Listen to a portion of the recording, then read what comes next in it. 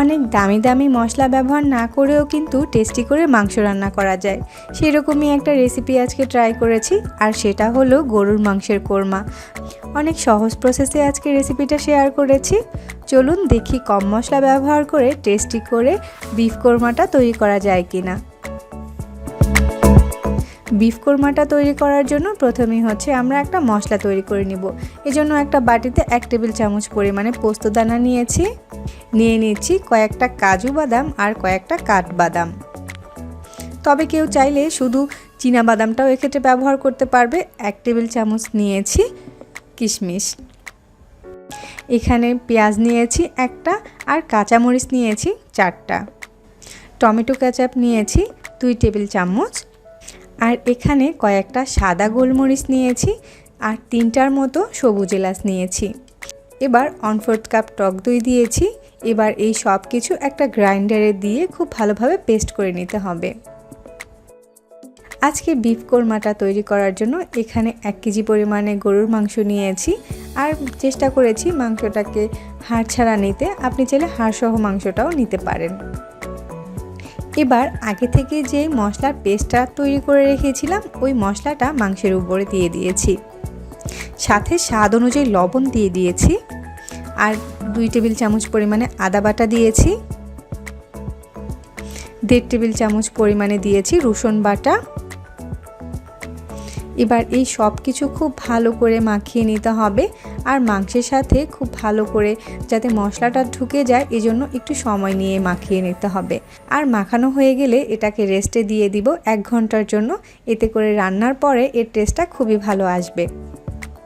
চুলায় একটা কড়াই বসিয়ে 1/2 কাপ পরিমাণে রান্নার তেল দিয়ে দিয়েছি। তেলটা গরম হয়ে গেলে আস্ত কিছু গরম মশলা দিয়েছি, লবঙ্গ, দারচিনি আর এলাচ, আর 2টো তেজপাতাকে দিয়ে দিয়েছি। এবার এই মশলাগুলোকে একটু ফোড়ন তুলে নিতে হবে। এখন এখানে 1/2 কাপ পরিমাণে পেঁয়াজ কুচি দিয়ে দিয়েছি। পেঁয়াজটাকে মশলার সাথে একটু সময় নিয়ে ভেজে নিতে হবে। বেরেস্তা করার প্রয়োজন নেই, জাস্ট পেঁয়াজটা একটু নরম হলেই চলবে। এই পর্যায়ে 1 টেবিল চামচ পরিমাণে ঘি দিয়ে দিয়েছি। পেঁয়াজ আর গোটা মশলাগুলো ভাজতে ভাজতে যখন খুব সুন্দর একটা অ্যারোমা বের হবে, তখন আগে থেকে ম্যারিনেট করে রাখা মাংসগুলোকে এর সাথে দিয়ে দিচ্ছি। এবার মাংসগুলোকে মশলার সাথে একটু সময় নিয়ে কষিয়ে নিতে হবে।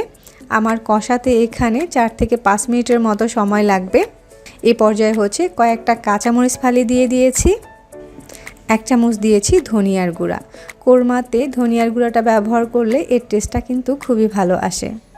1/2 চামচ দিচ্ছি ভাজা জিরার গুঁড়া। মাংসটা এবার 4 থেকে 5 মিনিট কষানো হয়ে গেলে একটা ঢাকনা দিয়ে ঢেকে অপেক্ষা করছি কিছু সময়ের জন্য। 15 মিনিট পরে ঢাকনাটা খুলে নিয়েছি। এই সময়ের ভিতরে মাংস থেকে কিন্তু অনেকটা পানি ছেড়ে দিয়েছে। এবার এই পানিটা দিয়েই কিন্তু মাংসগুলোকে প্রায় 80% মতো সিদ্ধ করে নিতে হবে, আর চুলার আঁচটাকে একেবারে মিডিয়াম টু লোতে করে দিতে হবে।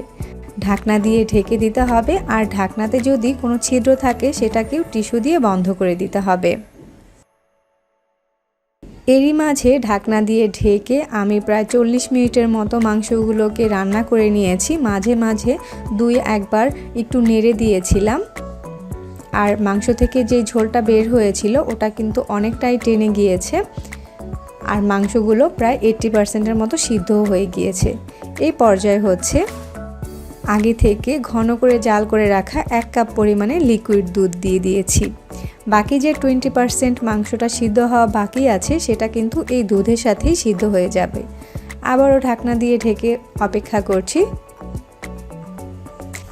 মাংসগুলোকে মিডিয়াম টু একেবারে লো হিটে আমি আধা ঘন্টার মতো জাল করে নিয়েছিলাম। এর ভিতরে কিন্তু মাংসগুলো অনেকটাই গ্রেভি হয়ে গিয়েছে, আর প্রায় 100% সিদ্ধ হয়ে গিয়েছে। এই পর্যায়ে পেঁয়াজ বেরেস্তা দিয়েছি 1/4 কাপ, আর এই পেঁয়াজ বেরেস্তাটা দেওয়ার কারণে কিন্তু এই কোরমার টেস্টটা বেড়ে যাবে আরও কয়েক গুণ। এবার নেড়ে চেড়ে মিশিয়ে চুলার উপরে আরও 1 মিনিট রাখার পরে চুলা থেকে নামিয়ে গরম গরম পরিবেশন করার পালা।